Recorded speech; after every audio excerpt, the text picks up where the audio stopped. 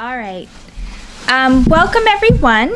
It's my great pleasure to introduce our colleague, Eddie Glaude, who will be discussing his imminently forthcoming book, Democracy in Black, coming in a week, or so, several weeks, rather.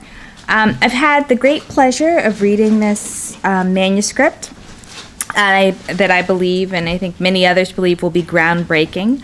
I won't say a lot by way of introduction, but I just want to make a few observations. Over the course of Professor Glaude's scholarly career, he's pursued both philosophical and political questions around race, and specifically blackness, with an extraordinary archive that includes literature, religion, history, philosophy, and critical theory, as well as vernacular forms of worship and music.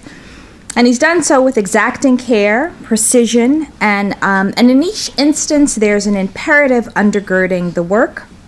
I think that imperative can best be described by a single word: freedom. How we get there, how have people in the past thought about it, how ought we in the future work towards it, and even how do we understand what it is.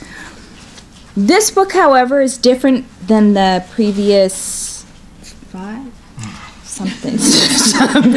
some big number, in that it's written with a broader audience, and yet shares the rigor, the brilliance, and the imperative of the previous books, but also has some new archives. He has some new archives at his disposal that speak to the urgency of this particular moment.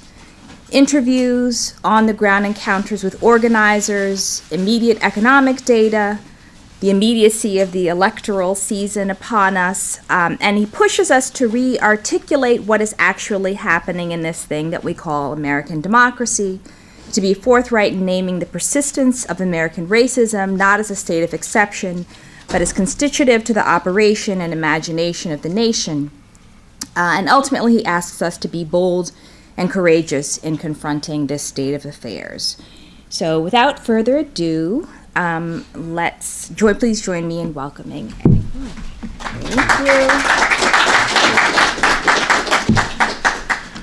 So, thank you, Professor Perry, for that gracious introduction.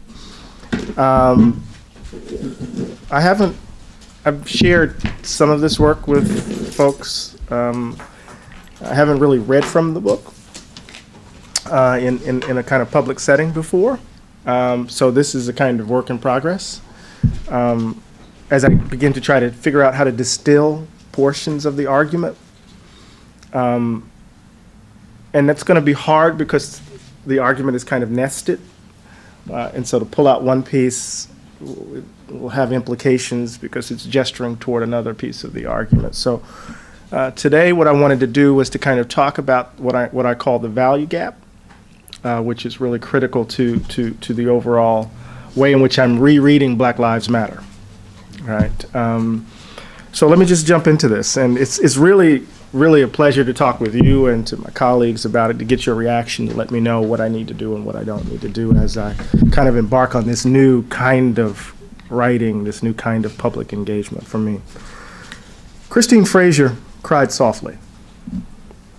She had been through hell and back, and the wounds had not healed. Chris had worked hard all her life. She and her late husband had dreamed big dreams for themselves and their family. They had played by the rules. But when Chris lost her home to foreclosure in 2012, everything changed. Now at the age of 65, she was out of work and forced to live in a senior facility. Her cherished home gone, her health deteriorating, and her dreams shattered. Quote, "Me and my husband had a business for 25 years," end quote, she said in disbelief. "I raised my daughter in that home. I wasn't a new homeowner. I had been there for 18 years, end quote. Before the eviction, Chris had lived with her 85-year-old mother, her adult daughter, and her 5-year-old grandson in a triplex home in a suburb of Atlanta, Georgia. The upstairs had 3 bedrooms, 2 baths, and 2 living rooms. There were 2 separate apartments downstairs. The house sat on a large plot of land with lots of open space where Chris's dog, Sheba, could run around. A minister who was a little person had designed the house, she said. Quote, "He had been an architect, I guess, and there was not a square room in that house the way he designed it. That's why I fell in love with it," end quote. Within a year of moving into their home, her husband lost his legs because of diabetes and had to use a wheelchair. But here's the kicker, Chris said. Since the house had been built for a dwarf, once the ramp was built, he could maneuver in that house just like anybody else because the switches were lower.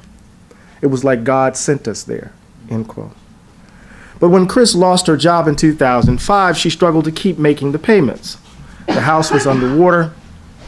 She had already paid $240,000 on a home now valued at $40,000. Her mortgage changed hands at least 3 times in 6 months.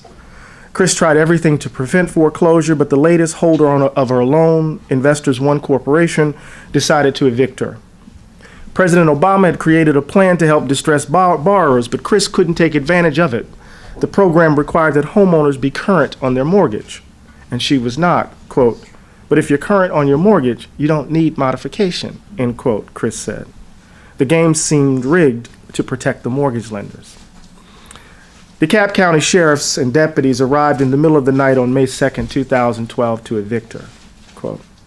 "They came in like I was a dope dealer. At 3 a.m, they drilled a hole in the lock in my front door. They drilled out the lock and just came in my house. It was the most terrifying moment that I can remember in my life. My grandson is 6 years old, and to this day, he does not like police officers because he remembers. He remembers," end quote. When the police stormed into the house, they ordered Chris and her family to get dressed immediately.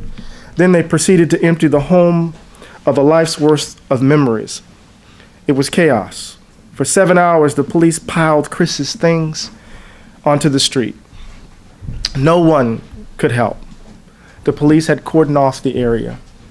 Quote, "They told me to pack up as if I just had a fire at my home and take my immediate possessions. And I had to leave immediately," end quote, she remembered. Everything was scattered without any care across the lawn. What's striking about this moment, of course, is that Chris says in this moment, and I'm going to skip to something. She says in this moment that they made provisions for the dog. This is what struck her, right? That they forced them out. They threw all their things out on the street, but they called the dog catcher. And she said they made provisions for the dog, but not for her family. So the foreclosure crisis among African Americans gives a clear sense of the despair and devastation wrought by what can only be called the Great Black Depression. The 2008 recession threatened the economic foundations of the country. Over and over again, we heard from economists and pundits that the nation had not experienced anything like this since the Great Depression. Venerable financial institutions collapsed, liquidity froze, jobs disappeared overnight. The recession cast a dark economic shadow over America. But in Black America, the reality was even bleaker. I mean this beyond the familiar platitude that says whenever white America has a cold, Black America has the flu. The reality is that by every statistical measure, employment, wages, wealth, Black America has experienced and is experiencing a depression. This is more like the symptoms of a national congenital disease than the flu. Much of the gains of the 1990s were erased. African Americans lost 31% of their wealth between 2007 and 2010. White Americans lost 11%. By 2009, 35% of African American households had zero or negative net worth. According to the Pew Research Center, by 2011, Black families had lost 53% of their wealth. Just think about it, an entire decade of economic gains wiped away, gone. This wasn't just the loss of homes, but the primary source of wealth for most African Americans, but loss of retirement savings, which shrank by 35% from 2007 to 2010. As many struggled to save their homes, as they witnessed the stock market spiral downward and their pensions dwindle to nothing, they took out what little money they had invested in order to keep themselves afloat. Many could not wait for the market to rebound to reap its benefits. Their children won't be able to reap either. As they lost their homes and saw their savings wiped out, people also lost their jobs, making it hard to imagine ever clawing their way back to where they once were. Often the last hired and the first fired, Black unemployment soared as a result of the economic collapse, so much so that by November of 2010, national Black unemployment reached the stunning level of 16%. And this figure does not include those who simply dropped out of the labor market. White unemployment stood at 9%, right, at the height of the recession. Currently, in Black America is at 9.2%. Today, some cities like Detroit and New York reported unemployment among Black males at close to 50%. For all these reasons, poverty is growing in Black America. 1 out of 4 African Americans lives in poverty today. 1 out of 3 Black children grows up in poverty, while only 1 out of 10 white children lives in poverty. 1 out of 5 Black children is growing up in extreme poverty. That child's parents makes less than $11,746 a year for a family of 4. They live on $979 a month, $226 a week, or what ends up being $32 a day. In 25 of the 50 states and in the District of Columbia, at least 40% of African American children are poor. And this is galling for a nation that considers itself the leader of the free world and a pioneer of democratic principles. Given the impact on African American children, then, this crisis is not only an event of the present, its implications for future generations of African Americans have yet to be calculated. Chris Frazier's 6-year-old grandson will remember the horror of police tossing his family's possessions out in the yard like garbage as they were evicted. But beyond those memories, what will he inherit? Like so many young African Americans in this country, he will have to start economically with little or no help from the previous generation, because social and systemic barriers have severely limited economic mobility for Black folk. The Great Black Depression took the one thing his grandmother could claim as her own. His financial inheritance will be a balance of broken promises. Such crushing poverty dashes the dreams of millions of children daily. But not only that, it almost ensures that they will lead less healthy lives as they grow up, that they will more than likely drop out of school, that they will experience some form of violence in their lifetime, that they will likely find themselves caught up in the criminal justice system, and that they will end up raising their children in the same horrifying conditions they grew up in. In short, the terrible effects of the Great Black Depression guarantee, unless we fully understand the urgency of now, that even darker days are ahead of us. The very foundations of Black America have cracked under the weight of the economic fallout. It has affected what we own, how we work, and the future of our children. But what's really scary is how little anyone outside Black America seems to care. The crisis currently engulfing Black America and the country's indifference, right, to the devastation it has wrought illustrate what I want to call the value gap.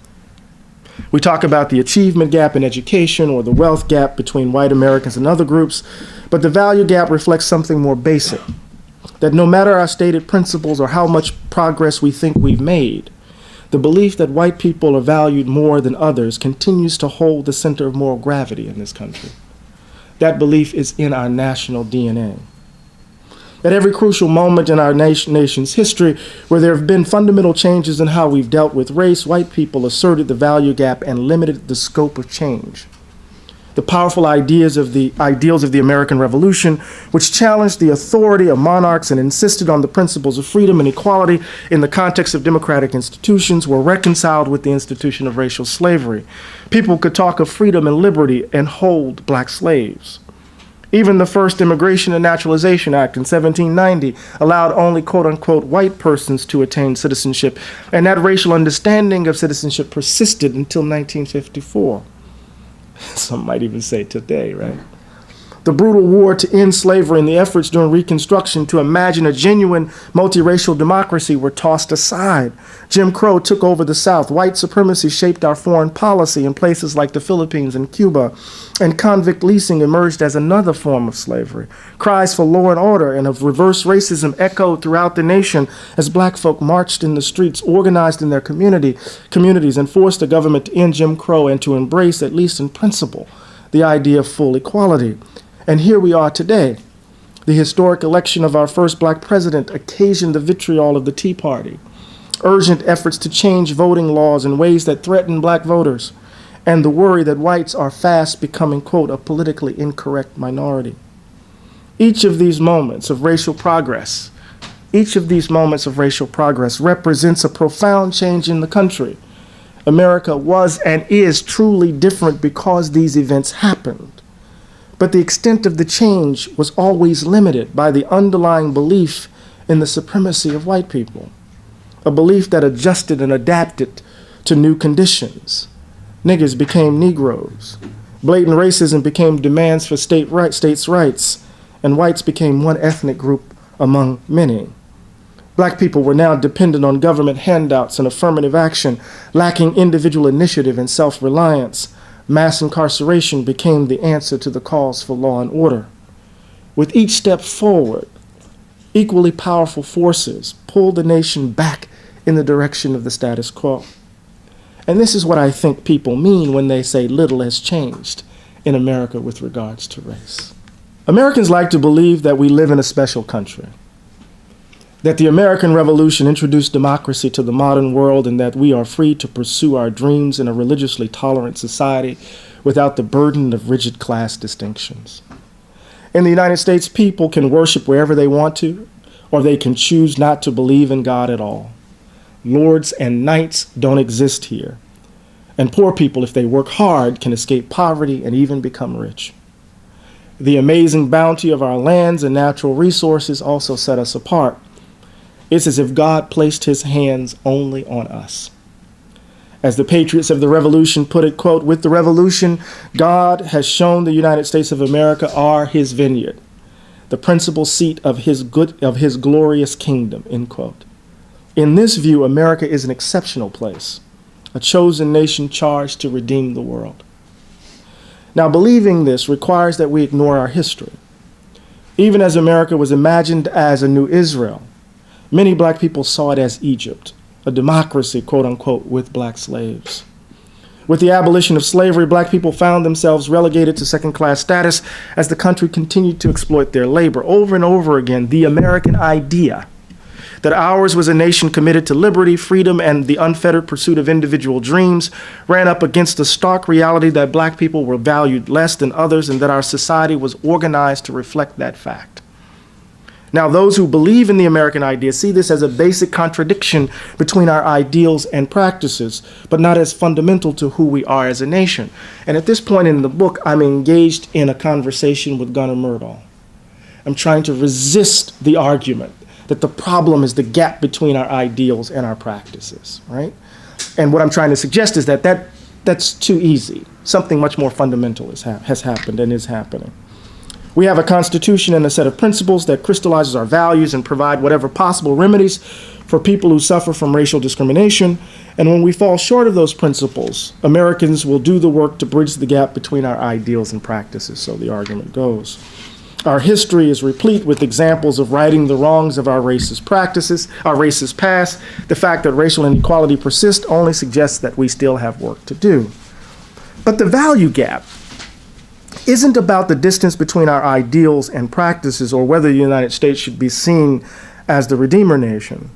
It is about the beliefs that inform and shape the principles we claim as uniquely our own, the soil within which all of this stuff grows. If you believe that white people matter more than black people, then the principles of freedom, liberty, and equality, democracy itself, will be distorted and disfigured. If the American idea shapes our democracy, and that idea is in turn informed by the value gap, then it hardly matters what form our laws or politics take.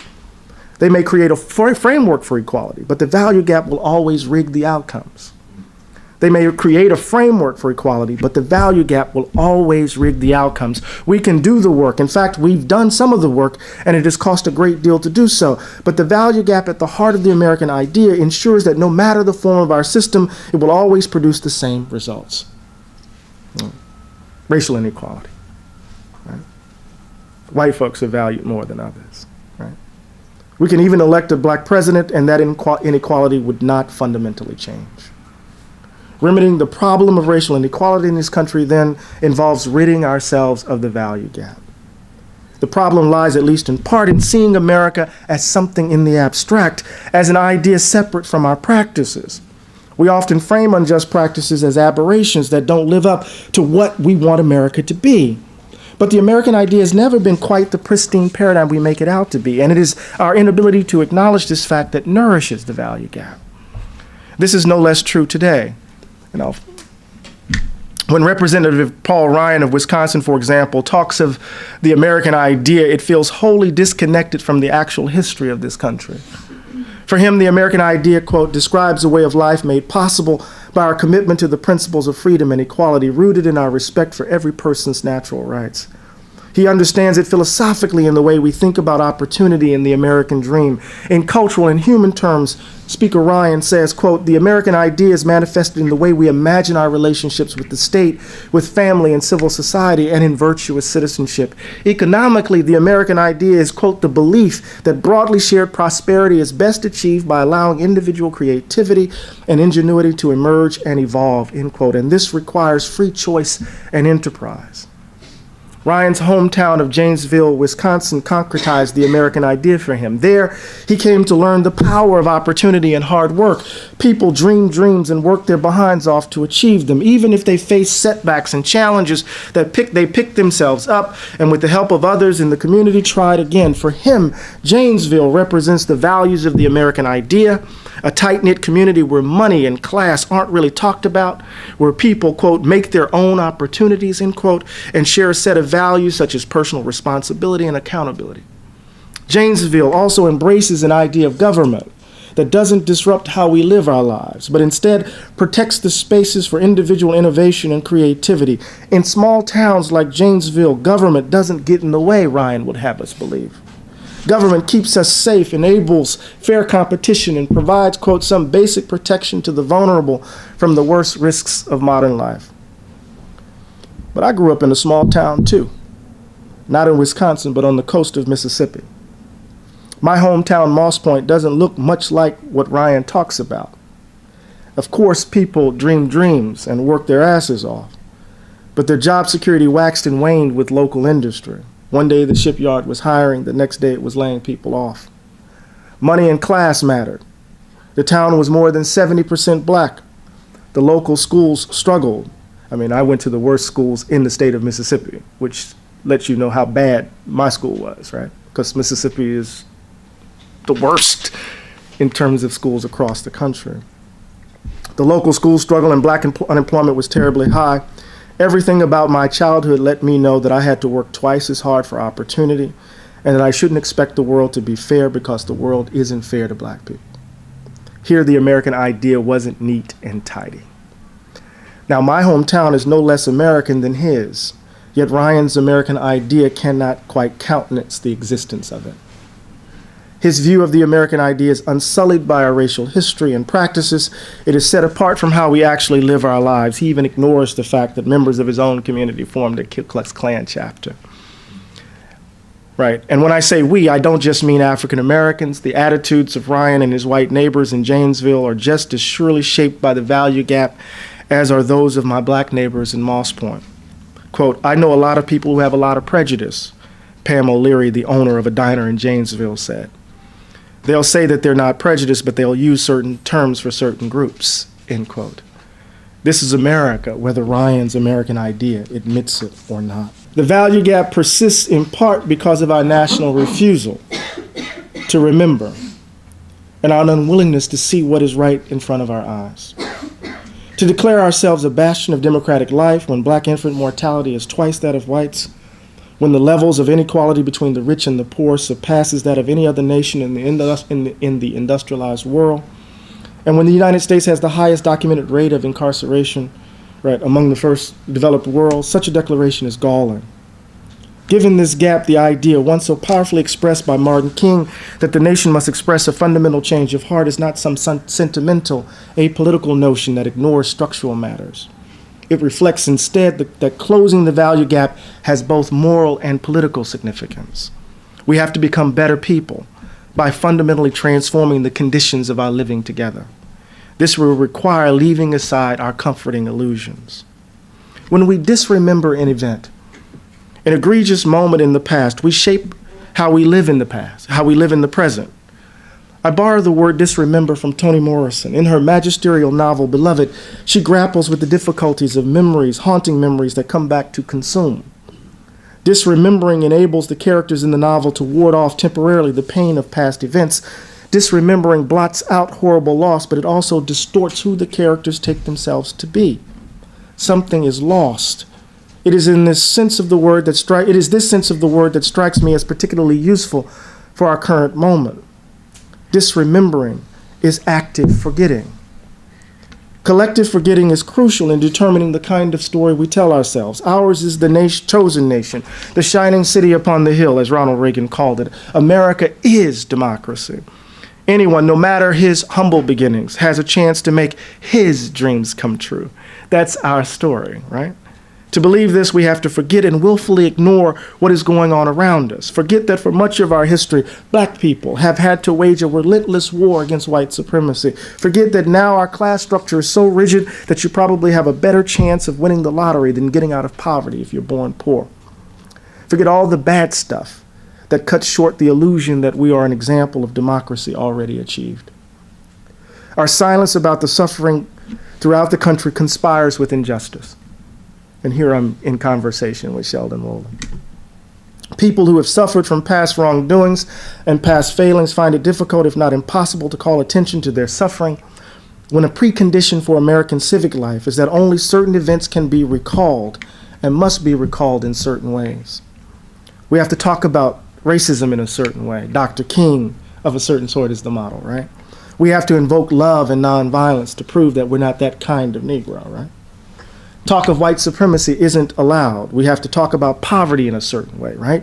Ladders of opportunity are better than redistributive economic policies, or we'll suffer the label of engaging in class warfare. To ignore this is to risk being accused of trading in victim talk, or worse, to be declared not one of us, a traitor. The primary purpose of disremembering is to hide from view the value gap and to protect our national innocence, to keep the ugliness of our deeds at arm's length or buried deep in our national subconscious. This is part of the sinister work of the value gap. We laud our democratic virtues to others, and we represent ourselves to the world as a place of freedom and equality, all while our way of life makes possible choices that reproduce so much evil, and we don't see it happening, or worse, we don't want to know about it. James Baldwin's words haunt. People who shut their eyes to reality, he writes, simply invite their own destruction. And anyone who insists on remaining in a state of innocence long after that innocence is dead turns himself into a monster, end quote. Are we a nation of monsters? What is required if America is to become the nation it hopes to be is a wholesale transformation of our idea of who we actually are. This must involve confronting without flinching the nasty implication of the value gap. We must tell ourselves a different story about how this belief has devastated the lives of so many Americans and how it has warped our idea of democracy. We can no longer forget. Such forgetting leaves in place the habits and illusions that make possible the value gap and sanctions our willful blindness to the devastation caused by the Great Depression. We have to do better. And this will take much more than lofty appeals to the American idea, the delusion that somehow if we live up to our principles, all will be well once again in America. Illusions will not save us. They have to be smashed. We have to change fundamentally, and that will require uprooting the racial habits that are the lifeblood of the value gap. That's that. I have the conclusion of the book. If that, you want me to share that? Okay. Is that okay? I attended the funeral of the great American poet Amiri Baraka. Controversy followed him all his life. It was part of what made him special. Hakeem Abudi, a renowned poet of the Black Arts Movement and owner of Third World Press, a black publishing company based in Chicago, spoke at the funeral. As he delivered his heartfelt remarks, he abruptly turned toward Baraka's coffin and said, "The Negroes are back."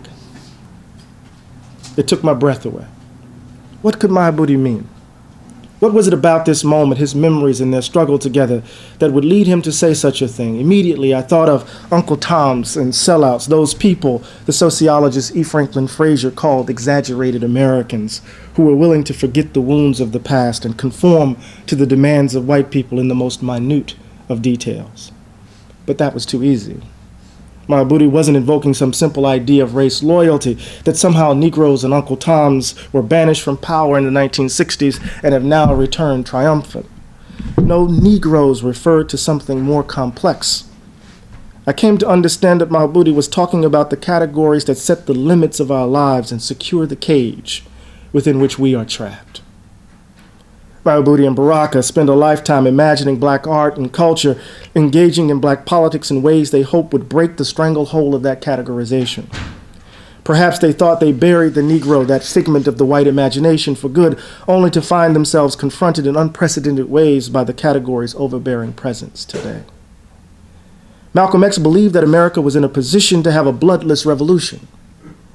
He was not referring to a blank-out campaign, something I say in the book. We can talk about that. He was actually talking about the importance of the ballot. If black people, quote, were given what the Constitution says we were supposed to have, we would, quote, sweep all of the racists and the segregationists out of the country, end quote. Malcolm was wrong, because some laws were changed, but much of our racial habits have remained. Something more basic has to happen. We have to break loose from the straitjacket of race that confines how African Americans live and how democracy is imagined in this country. That will involve turning our backs on business as usual in American politics, rejecting certain models of black leadership, a model Malcolm X often exemplifies. Letting 1,000 flowers of black political expression bloom, we need more than black liberals arguing among themselves. And burying once and for all Negroes, niggers, and their cousins, thugs, welfare queens, absent fathers, and all the other ugly names and stereotypes, and the white people who invented them. Calling all black people, man, woman, child, wherever you are, calling you, urging, come in, black people, come in, wherever you are, urging, calling you, calling all black people, calling all black people, come in, black people, come on in. SOS by Amiri Baraka. A revolution of value could change the current course of this nation. Alongside a reimagined and reinvigorated black politics, such a plan might have a fighting chance, but we black folk have to change our habits too. Charlene Carruthers is the national coordinator of the Black Youth Project 100. BYP 100 is composed of 100 young black activists from across the country who have convened to mobilize black communities beyond electoral politics. They pushed President Obama to come to Chicago to address the crisis of gun violence in the city after the death of Hadiya Pendleton, the 15-year-old student killed a week after performing at the president's inauguration in 2013. They were successful, but not satisfied in the least. Carruthers has a strident criticism of the state of black politics and the habits that inform how we go about our political business. As a young black queer woman, she says, those who often are the voices and faces of what black people care about don't represent my interest, end quote. She's been an activist and an organizer for about 10 years and has had an opportunity to sit at the table with traditional black organizations from the NAACP, the National Action Network, and the National Urban League. For her, quote, oftentimes the most striking thing to me is what they don't do and what they don't speak about because of politics in general, and more specifically because of the state of black politics, what we think is safe, what we think is feasible, and what we think is actually achievable. If there's to be a fundamental transformation of this country, and if a reimagined form of black politics is to help us move in that direction, then the narrow and limited vision of black people among black people has to be tossed in the garbage.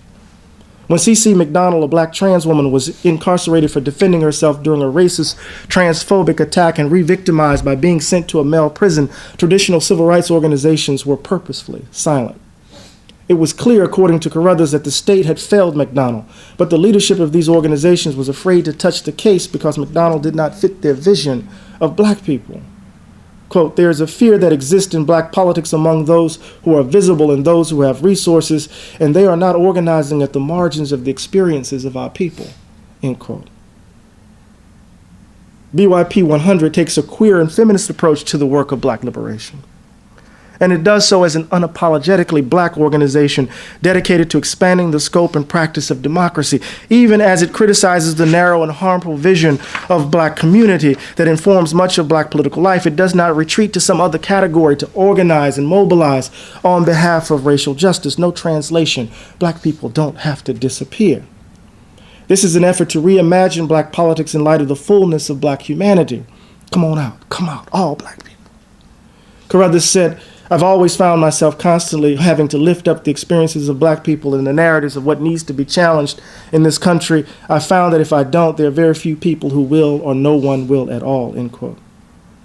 BYP 100 is just one example among many of the kinds of organization and work needed to change our racial habits, to close the value gap. Black people cannot be accorded special moral status because we're black. There's nothing about who we are that makes us any more capable of love and compassion or of hatred and violence. Our stories lift up the values and virtues of the least of these, but in our practice, we often fall short.